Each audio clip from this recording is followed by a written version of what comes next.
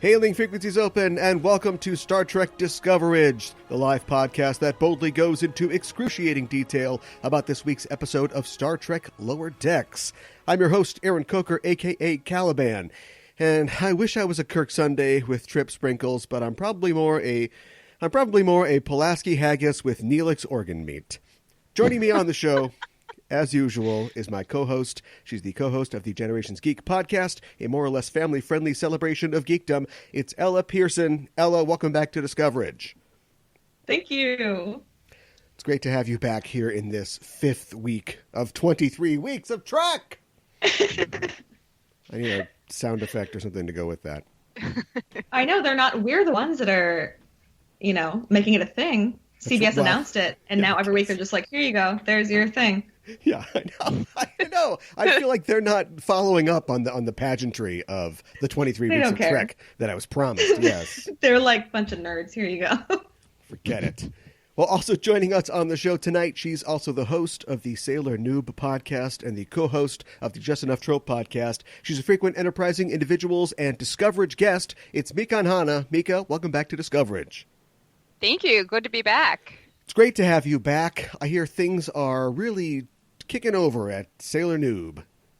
They are. We're cool kids. watch anime. That's 25 years old. Exactly. All the cool kids are doing it. We're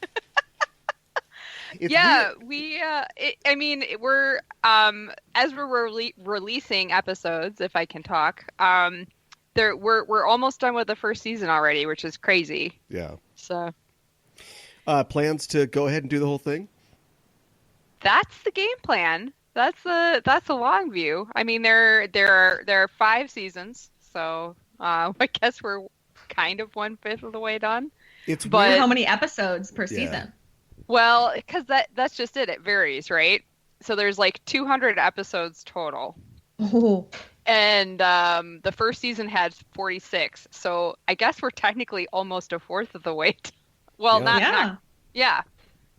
a fourth of the way done, even though we have 4 more seasons. So, do you think that it's so interesting to find out what people are nostalgic about, and then you can exploit that? Just as a content creator, that's how I think. But I feel like there are cautionary tales on Black Mirror or something where the human race gets obsessed with who's the boss or something like that, instead of creating rockets and cures for cancer, and we just die out because we're just watching Hill Street Blues over and over again. And I feel like, not to bring the room down, but I feel like that is becoming something of a reality, isn't it?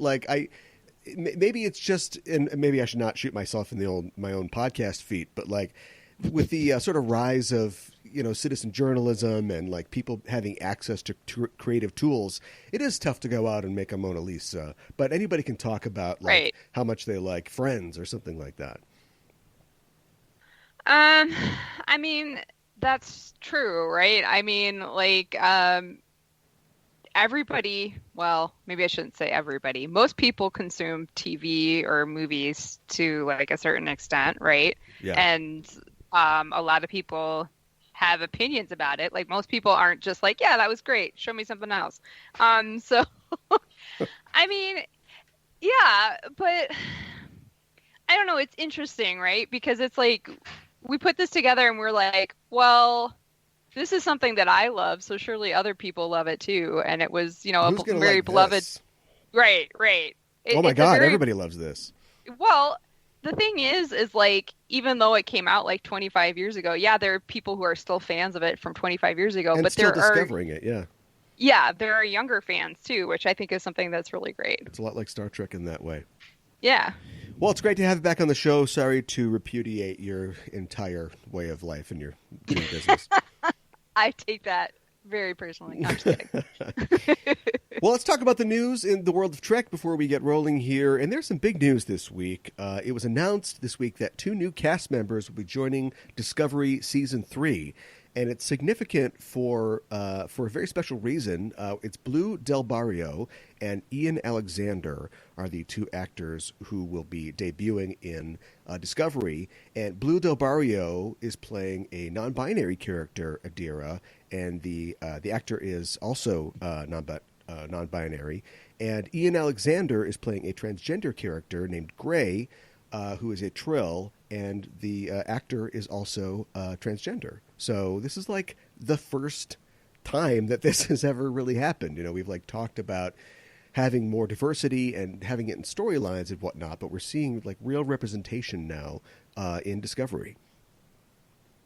It also, I feel like the bar is so low, but to have them cast a non-binary character with a non-binary actor and then a trans character with a trans actor is like huge, I feel. Yeah. It's really huge because I feel like there's so many TV shows or movies that might have characters that identify as non-binary or trans, but they're not necessarily portrayed by non-binary or trans actors. So right.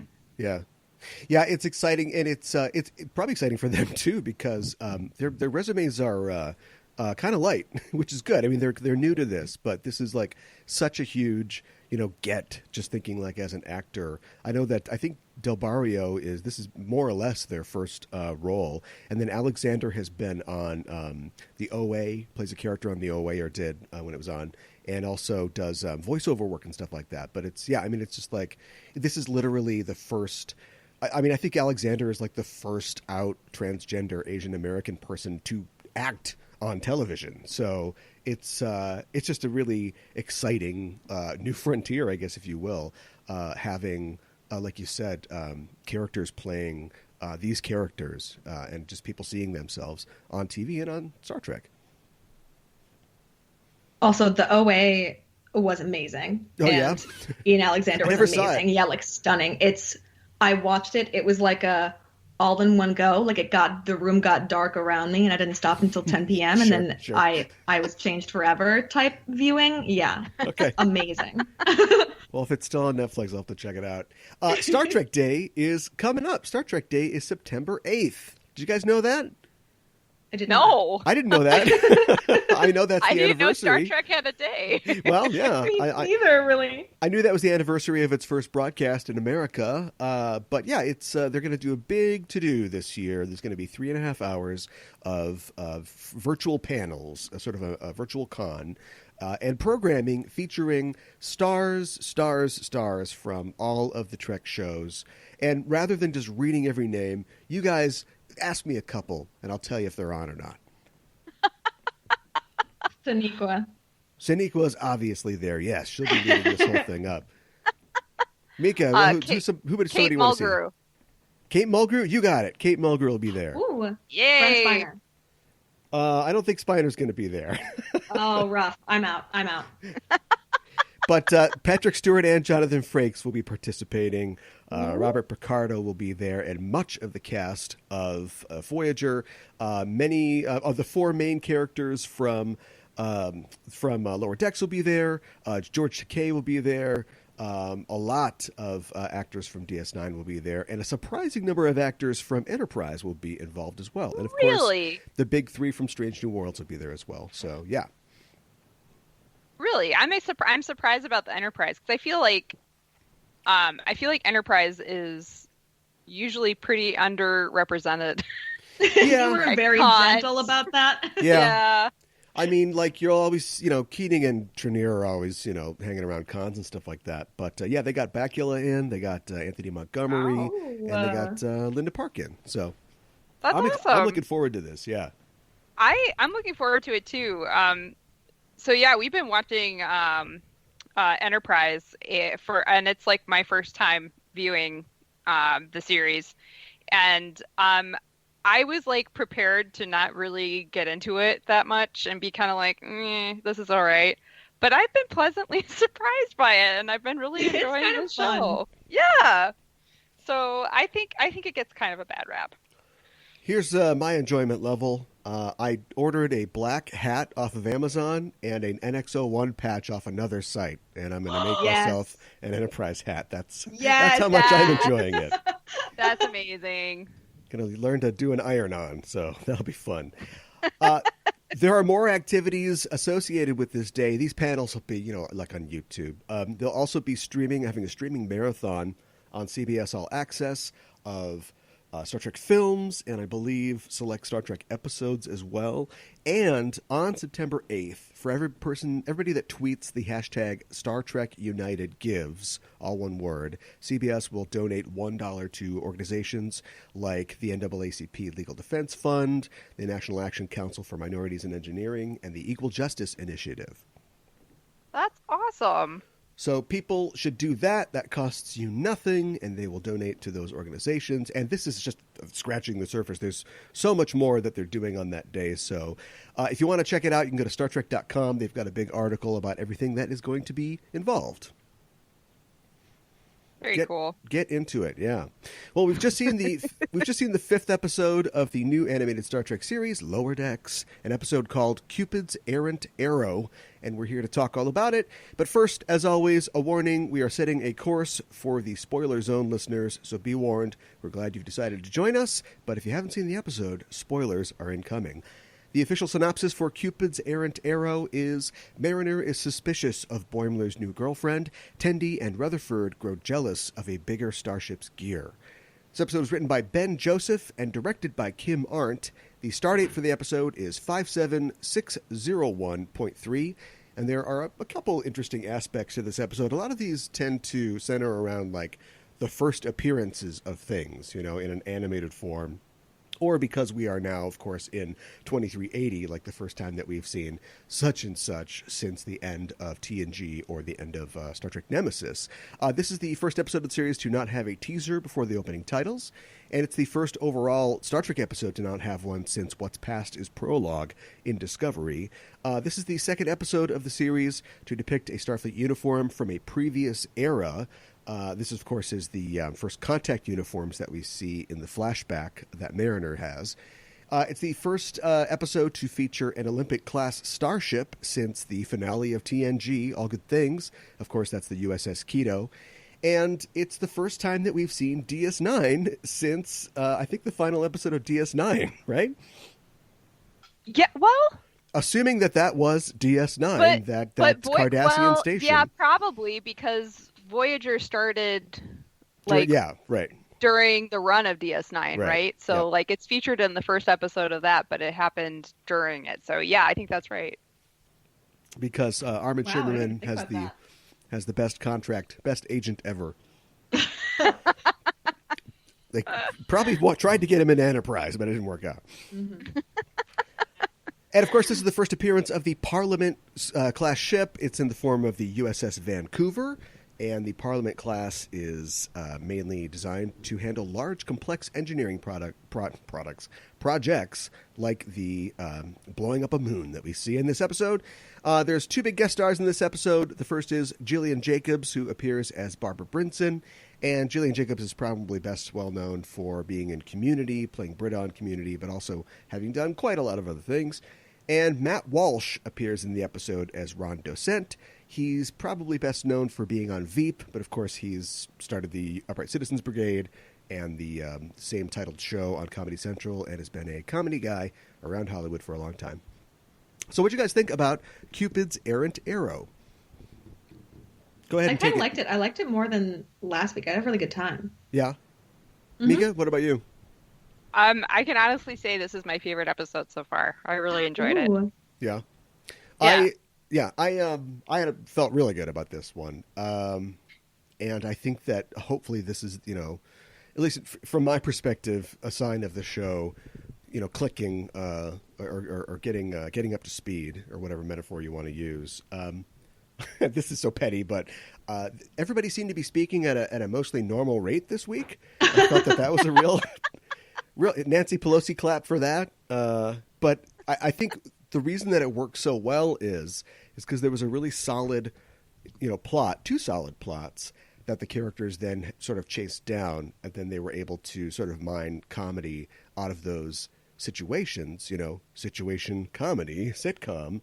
I just thought that worked really well. It was a cool plot that we've talked about this on the show before, like, is this a comedy show or just another Star Trek show? I don't know. They seem to be leaning into it being a Star Trek show, but the idea of them having to, blow up a moon, but also keep it from raining meteors and stuff onto the planet below, that was a cool idea. And then I liked I like Tendi and Rutherford going to this other ship and then finding out that the engineer on the other ship is like hates being on the ship. What do you guys think about this? There's a real theme of Starfleet being incredibly scary, and everybody is cracking under the pressure. Like, what do you guys think about the show's take on that? This is the second or third time. Well, arguably they've done this in every episode where it's just like, oh my God, space is terrifying. Yeah, I don't know. It's something that they've really. Oh, sorry. There you go. I don't think it's something that they've really explored on any of the other series as a whole lot, you know. So yeah, it's usually pretty positive and exciting that they're, you know, it's you say space, the final frontier, not like, oh my God, space, oh no. Right, and even if a situation is particularly scary, usually we see the you know, the characters like, okay, well, I got this, you know, and be courageous and everything, and not just kind of melt. Yeah. So... Yeah, it's weird. Like in the flashback on DS9, you know, we set up, you know, why Mariner is worried about this new girlfriend, but it's not like they just find out that he's an alien. Like, he bursts out of his clothes and he rips the lady's face off and everybody's screaming, and it's like, Jesus Christ. It's like, boy, we get it. Like, you drove the point home. I mean, it's pretty terrifying. If I were in Mariner's shoes, yeah, it wasn't funny, like... though. It's that's just what I was shit. thinking. Oh my God, literally, the entire time, I was like, am I supposed to be thinking she's crazy after we watched that clip of her friend getting killed? Like, I'm kind of on her side now. Yeah. I mean, it's definitely sold her motivation for sure. But wow, yeah. It's just intense. Speaking of Mariner, like, yeah, I just really liked Mariner. I'd mentioned before on earlier episodes that I wanted to see her, you know, not be like super cool Tori from Saved by the Bell, the new class, you know, and have everything figured out. And just, you know, I liked seeing her in this position where they're taking what we've established about the character, which is, you know, she was in Starfleet like when they had the first contact. How long has she been in Starfleet? But she's been doing this literally, for a long... I was like, how old are you? Yeah, exactly. That's what I was thinking.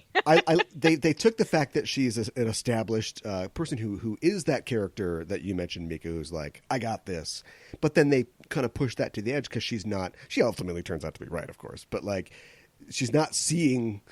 You know, that she's not. I haven't solved this yet. Wait a minute. What's going on here? There's no way. And it's all based on, you know, the fact that she knows Boimler and how can he score this chick? You know, so that was a great. You know, there was character mining comedy out of the characters, I thought. I also liked how you know, it kind of like subverted expectations too, right? So it's like there is nothing wrong with the girlfriend, like there's just like a parasite on Boimler. Yeah, right.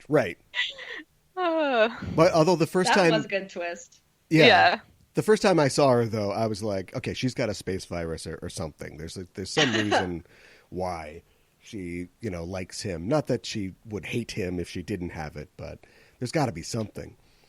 But then I made up my board with all the red string on it. To find the Pepe Sylvia virus. Yeah. So we got eating faces. That's pretty good. Mm-hmm. There was one thing that happened at the end of the episode, just to jump ahead, where they have the showdown with Docent, I guess, on his ship. And he's like, my job's horrible. We have to go back in time and kill the guy that's worse than Hitler. You know, I want off this ship. And then they blackmail him for the little laser scanners or whatever. But then they had that beat at the end. Yeah. They had the beat at the end where they both stole a bunch of them. So it's like, well, I mean, it's just, you know, that's a lot of hats. Just pick one. Do you want your characters to just steal them out of spite, you know, or blackmail them? But I thought it was funny that they had those little scanners, which look like laser thermometers. And Mika was talking about Enterprise, and I've noticed that like their chief like scanning or fixing tool is just like one of those laser thermometers you use for refrigeration and stuff. So it's like, I always think about, I have one in my kitchen, and whenever I watch Enterprise, I'm like, yeah, I got one of those. Well, I gotta it's put funny. a purple Like stripe on mine. there was one episode we were watching where they were helping an alien ship. Like Trip goes over to this alien ship to fix it because they're having some problems, and you pointed out that like it's like they had a couple of just like things that you would have lying around on like just any like set in like TV set. Oh, they had like, the roller for like working under cars. Yeah. And they almost had like just a monkey wrench, but not quite. There's some stuff that you can't improve on. Yeah. Sometimes you need to lie down on basically a skateboard and roll yourself under something. In the Enterprise era, I can totally see that. He's like, "Where's my 10 millimeter, socket?" Yeah, but like, once they work out the sonic screwdriver, then we got to go with that. Oh my god! Did you guys think there was? Some of them are funny, but there was a lot of references this week. This was a frustrating episode for me because, like I said, I feel like it was so well structured, and he had two really, really fun premises that were working on both sides of the show. But every other line was like, Kirk did this and Trip did that, and is it a Gorn? Oh, maybe it's a Suliban. And it's just when they pack it full of references, I just feel like it makes the universe seem so small. Like nothing has ever happened besides what happens on the shows that we've seen. That's the only thing I wrote down today is I was like, are the references too much? And I wrote it down at the beginning and I was leaning towards no. And then by the end of the episode, I was like, you're kind of leaning into it a bit too much. We don't need it's like they reference a specific episode every 3 minutes. And I think it's entertaining because we've never had that before. Yeah. Yeah. But the Trip Tucker sprinkles, I was like, that was kind of funny. Yeah, that's funny. I'm on board. But then the rest of the episode, I was like, can we maybe just 1.5 steps back? I wonder, we talked about how everybody seems very much like they're not Starfleet material. Like if that poor girl that Pike is giving her Kobayashi Maru to, has to be told her entire family's dead or whatever. Oh my gosh. And then it's like, oh, congratulations, you're in. None of these people seem like they could pass a test like that. And so I know that they want the show to be canon. I think that's fine, but I wish that they would have given it like a frame narrative to have it say, because we start off the first episode and Boimler is giving his kind of aggrandized logs. And so maybe the whole show is, from his logs or something like that. So it's filled with exaggerations, or it's filled with, when they went to help the fish head people with their moon, they weren't really as just crazy as they seem to be in this episode. You've got no, that's the moon we pray to. And then there's the QAnon guys who are like, no, the moon is part of a big conspiracy. And it's just why are we helping these people? And then I left at the end, the guy's like, no, please don't destroy our world. Me and my wife live there. Like, what? Oh, yeah, just you. We're very rich. Okay, blow up the moon. Yeah. It just seems like sure, the ships and the technology and everything, the aliens all exist in this canon world, but people in Starfleet don't usually act like that. But hey, I don't know. I always thought that Starfleet people don't lie and all that bullshit that Wesley spouts is a little unbelievable anyway. I also liked when she was just like, can you shut up and let me think? I was like, no, you deserve that. Oh my gosh. Yeah. I thought it was interesting, like when they see the captain for the other ship and, she's really stuck up, but they decided to have her also have a defining a gray streak in the middle of her hair. Right. She's just what a palette swapped. A palette swapped captain. Yeah. Exactly.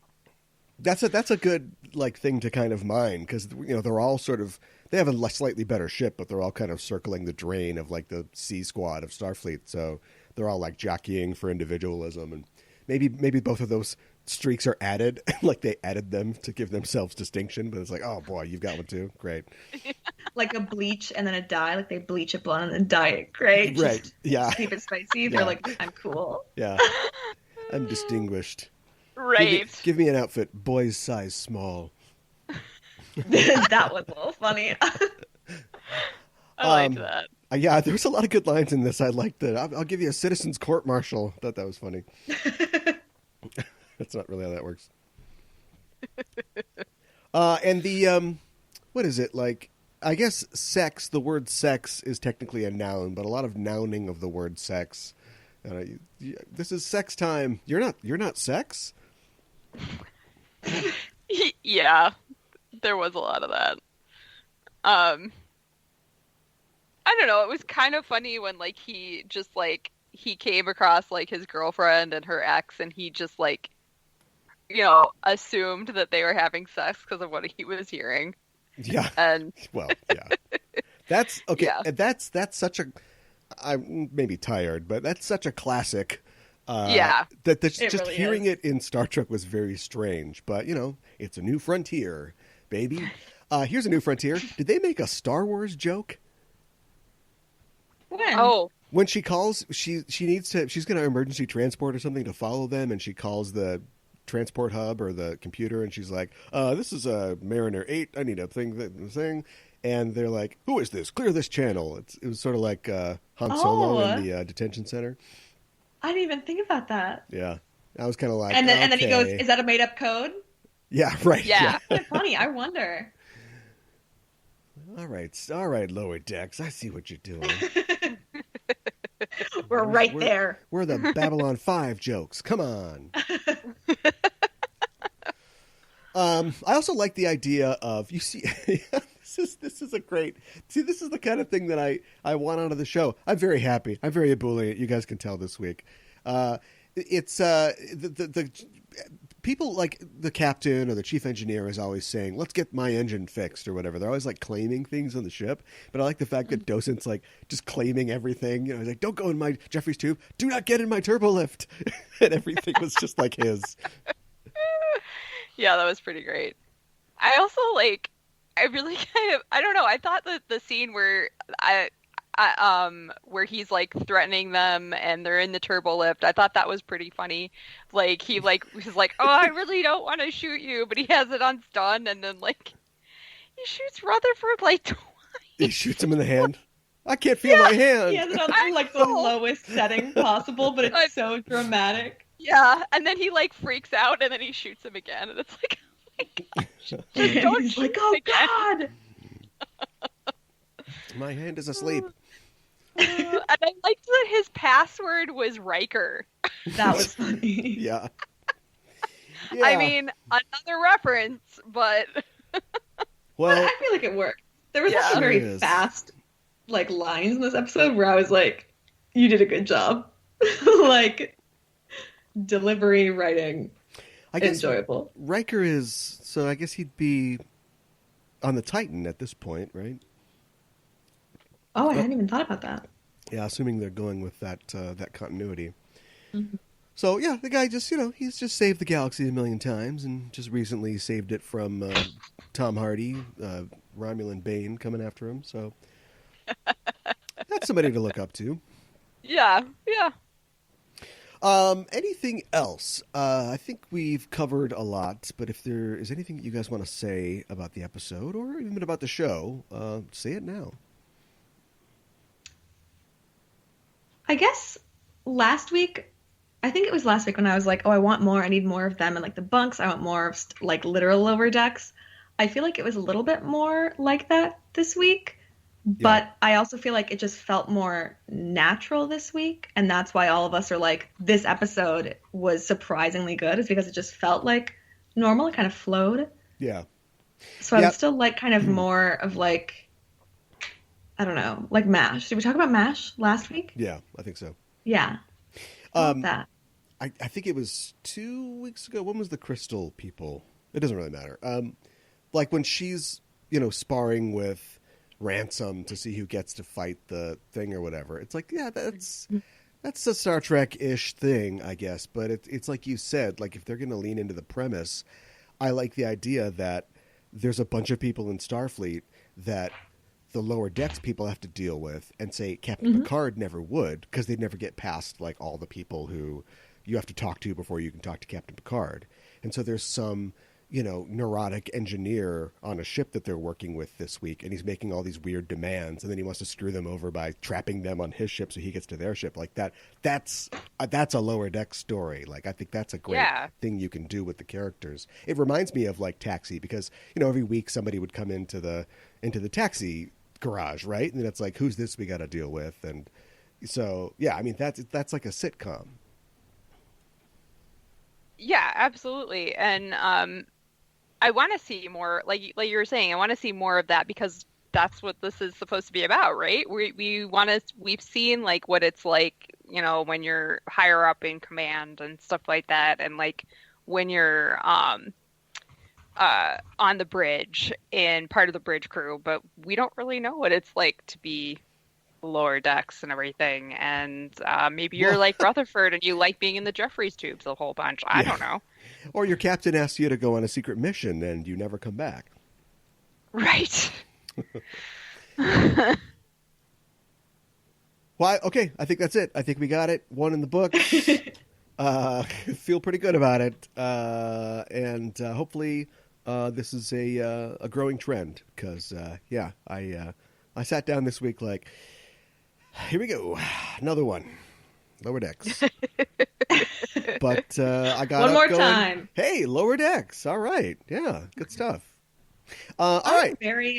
I have a very good time watching the show every week. I feel like we do a good job of like, oh, here's what we want to criticize, or like, well, here's what we want to see more of. But I also am like, today I had the thought where I was like, I'm really happy to sit down every week and watch this. Yeah.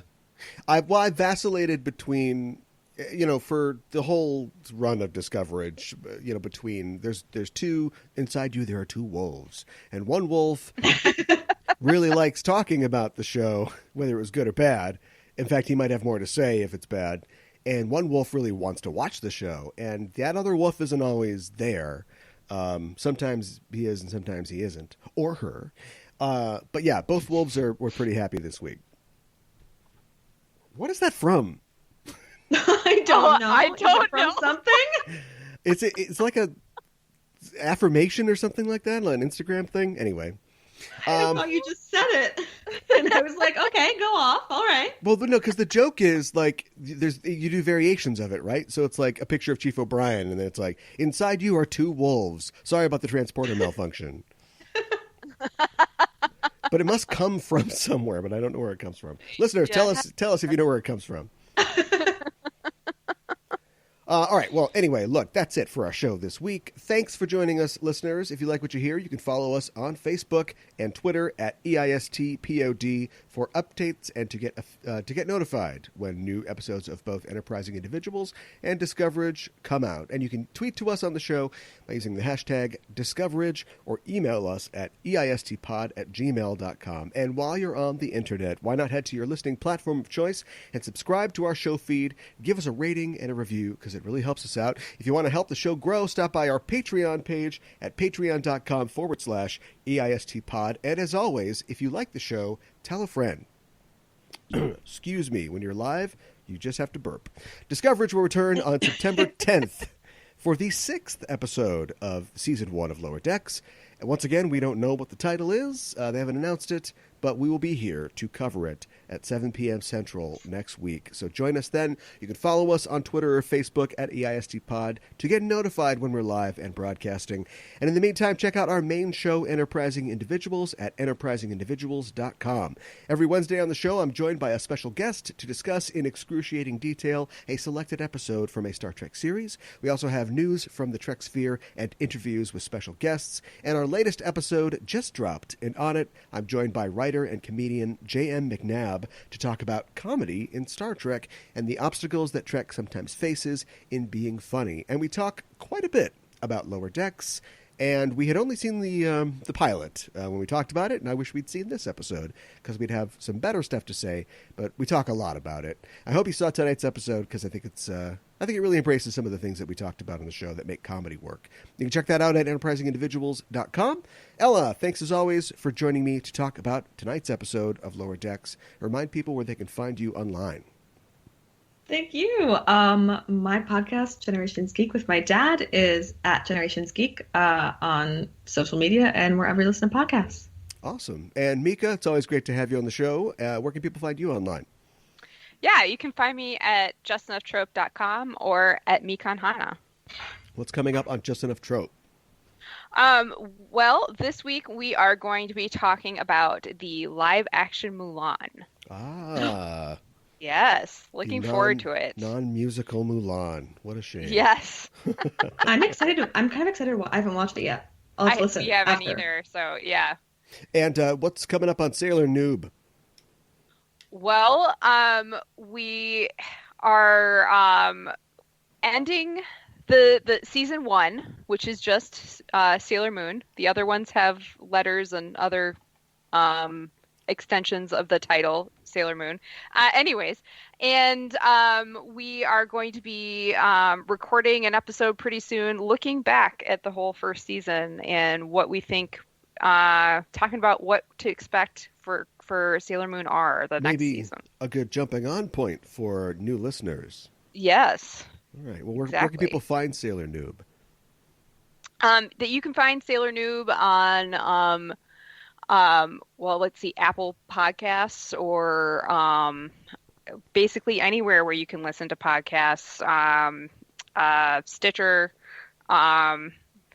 pretty much anywhere.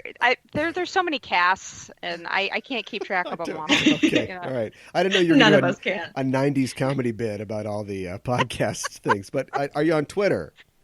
Yes, we are on Twitter. Yes, we are on Twitter. We're on Facebook, and we are on Twitter. I think we are at noob_sailor, and we are also on Instagram at noob_sailor, and Facebook we're at Sailor Noob.